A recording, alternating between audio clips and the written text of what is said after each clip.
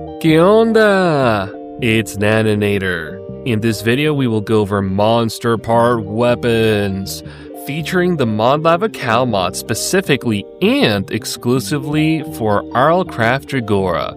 Note, I will only cover weapons and not armor. Feel free to check the timestamps for each one too on the description. First, we have the Frozen Dagger. It's an odd weapon made of 2 ice pieces and a wither bone. It does require a level 8 attack. What makes this special is that while list held in water, it actually regenerates. This is pretty nice as a secondary weapon for water dungeons. You should pair this up with Tide or Guardian armor too. Unfortunately, it may be a bit impractical in most scenarios, so mostly if you don't have Mending or Gold with the Golden Osmosis ability early game, this can be pretty cool. The Spectral Dagger is a weak but an amazing unbreakable weapon. It only needs 8 magic to wield as well. Great early game.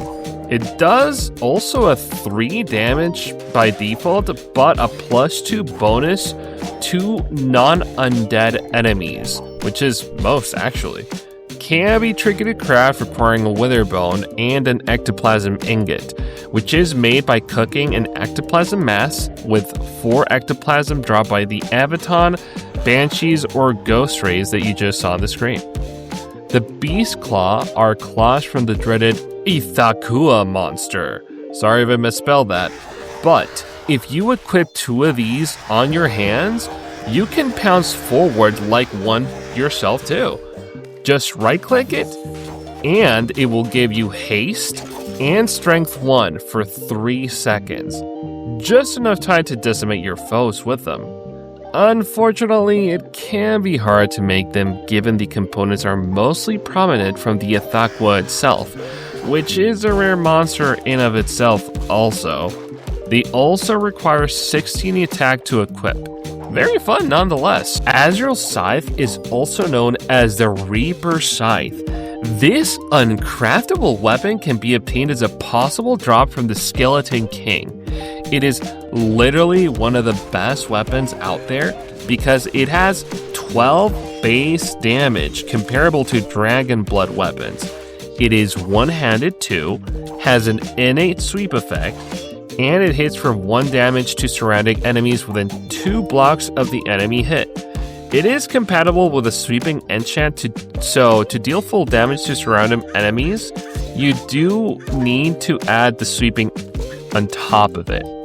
Despite the tooltip suggesting that it bypasses armor too, it does not, as proven by me using a Dragonbone Warhammer that has the exact same stats. This has an innate ability to pierce 50% of armor, and a Diamond Halberd with the same base damage as a Scythe.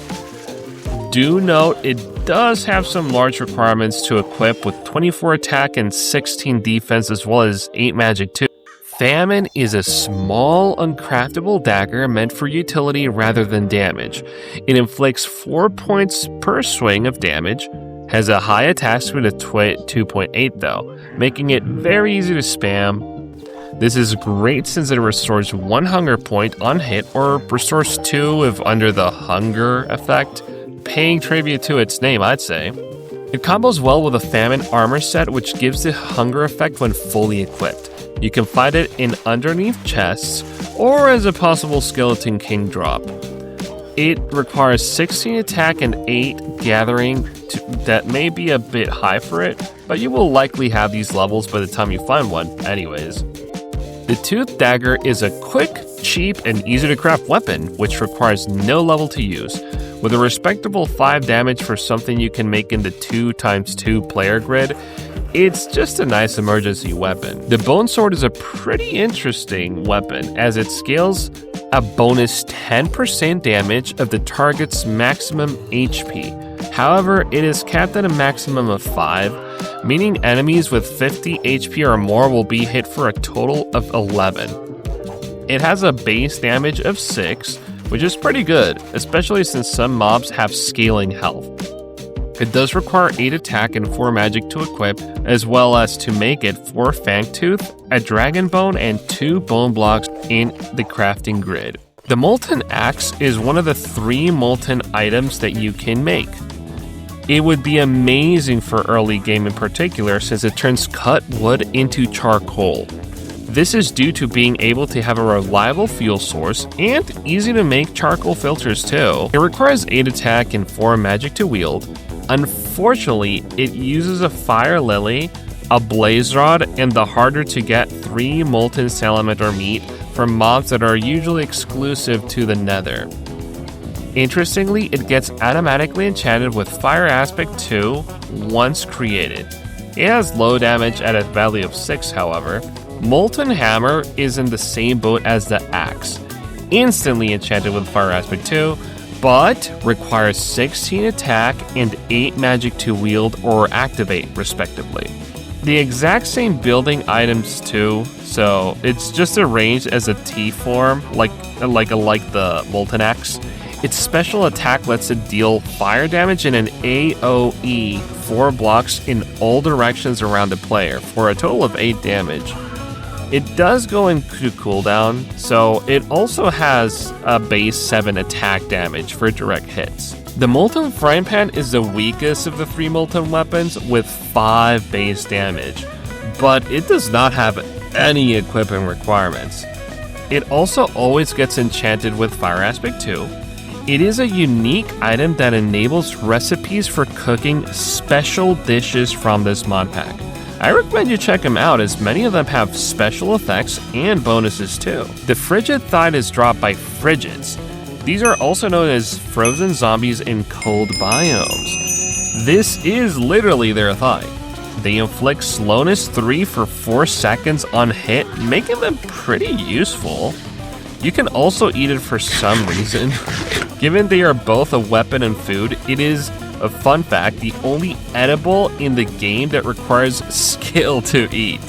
Specifically 8 attack and 6 gathering to do so. It has a respectable 8 base damage too. The bee sting is the weaponized butt of a Vespa for your poison needs. It inflicts poison 2 for 8 seconds. Requires attack level 6 to use, and a Vespa sting and carapaces to make. Spawning Vespas is a bit tricky. You got to get a jungle parasite to spawn from a defeated zombie. Wait 15 seconds, which either dies or turns into a Vespa cocoon with a 20% chance. Wait for it to hatch, and then defeat it. Anyways, the weapon pairs great with a poison stone. It can be doing some devastating damage if so. Otherwise, a nice weapon to wear down hefty foes early to mid-game. The Vespa Shield is the shieldified butt of a Vespa for your venomous protection instead. It inflicts poison for 6 seconds on the attacker when shielding any damage. It requires level 8 defense to equip as well as 3 stingers and 6 carapaces to forge. One of the 3 shields that have a secondary effect when shielding. The other 2 being the Silver Gilded and Tower Shields versus the Undead. Next we have the Ban Hammer, which has been mentioned in my previous legendary weapon video. I'd recommend you check it out. It is found exclusively in underneath chests with a base chance of 1 in 8,000. It requires no level to equip, but it is worth noting it has no equipment requirements. Although when wielded, inflicts the user with Dispel, Weight, and Anti-Warp negative potion effects. But enemies hit are inflicted with Death Touch 5, which kills non-boss enemies with less than 25% of their total health, and the effect lasts for 10 seconds. Fun fact, it is actually wielded by the Skeleton King, but note he won't drop it. Even with the disarm enchant, I tried it. Pestilence is a small, craftable staff requiring 2 sludge sticks, 2 vines, and 1 silky sludge. All drops from the Sludge Lord enemy that spawns in swamp biomes. This weapon allows the user with level 4 magic to summon 1 small sludge minion to distract your enemies per use. It has a rather long cooldown though. They are quick but weak. It is best used as an aiding tool for the same reason, but it does have 2 base damage. I recommend adding knockback on it if you intend to use it. The Midnight Moor, like Pestilence, is another summoning staff that invokes 4 unburied minions with 30 HP each. It is uncraftable as well, and only found in underneath chests. They are slow, but more useful given their quantity in comparison to the sludge minion. The staff also does 6 base damage and requires 16 magic, 8 gathering, and 4 attack to attack or summon with. War is a ranged weapon that is only attainable as loot from either the Skeleton King or on underneath chests. You can start seeing the pattern, right? Right-click to shoot it. It uses fire charges as ammo and requires level 24 attack as well as 12 agility to equip. It is very lackluster for its skill requirements, only inflicting 4.5 damage per shot. It sets enemies and blocks set on fire though. This is just an expensive ranged flint and steel. Stormer Launcher is an upgraded version of the previous weapon, the War. You need to make it by using it as a base component when crafting. In exchange, when you right-click it, it can fire swarmers with 12 HP, the little fish that looks like piranhas. Do note there are actual piranhas too, so don't confuse them. Like its base, it also requires 24 attack and 12 agility to wield. Ironically, this is weaker than the war weapon itself. Successful shots will lodge a swarmer on the target and have them bitten for 1 to 2 damage for a couple of seconds.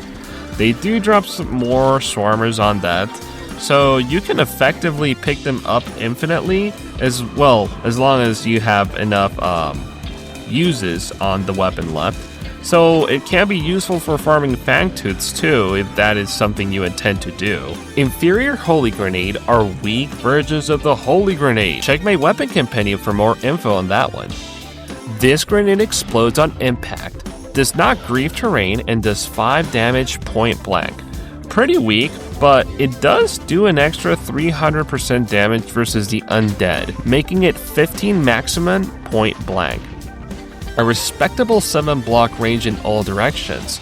It sets them on fire for 8 seconds too. You can make them in batches of 16 though, requiring 4 gunpowder, 3 nether quartz, a holy sludge, and a cross necklace, which are pretty expensive. I'd say somewhat useful for battle towers. Note, it can spawn tremors though. Ghost bombs that also explode but do not grieve inflict levitation for 1 second, slow walking enemies for a bit. Also has a radius of 7 blocks in all directions, does around 6 to 8 damage point blank depending on the enemy. To make one you need string, 3 ectoplasm, and a firework. Pretty tedious recipe for a single weak bomb. The Sonic Bomb is a very strong one, inflicting 44 damage point blank with a radius of 7 blocks in all directions too. It inflicts weakness 3 for 4 seconds. It is very expensive to make, needing 4 soul powder, 3 wet chitin, and a diseased heart from SRP mobs that can drop that. These are all pretty fun, and I hope you give them a chance in your next RLCraft Dregora playthrough. If you liked it, like and subscribe to be notified when more cool RLCraft videos are released. I recommend you check out my RLCraft weapon compendium or secret legendary weapon videos. Ahí los guacho vatos.